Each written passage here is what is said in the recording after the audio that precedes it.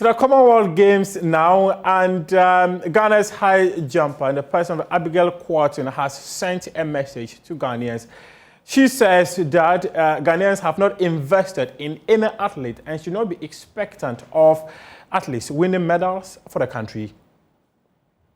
Generally, training was good. Let's say being back in the U.S.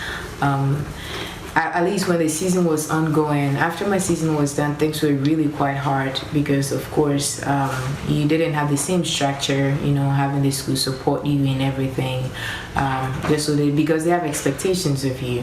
However, when that is done and nobody is actually asking what is going on, let's say Prof would talk to me, and which is great because it makes me feel good. It makes me realize that there's somebody actually that thinks and cares.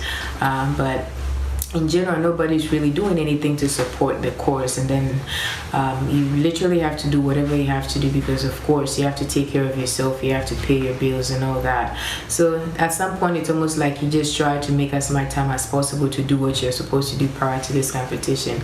In all, we just did our best. My coach and I, Coach Andrew Usu and myself, we just did everything we could because at the end of the day, we want to come out here and then do our best, represent Ghana to the best of our abilities.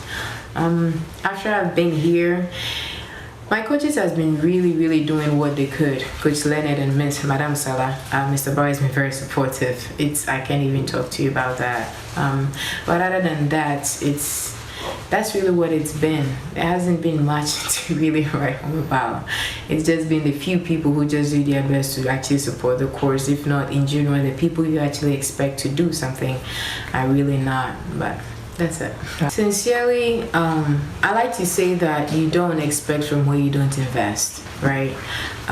If everything was good and I was able to continue how my training went during season, I had enough time to rest, enough time to be at practice as long as I could easily stand here and tell you, oh, I am very confident that things are going to be great. However, knowing very much that sometimes I have to work 11 to 12 hours a day and then spend about 3-4 hours trying to sleep and then have to practice in between, I'm going to go out there and do my best because, of course, my coaches really tried. And that is what I can say.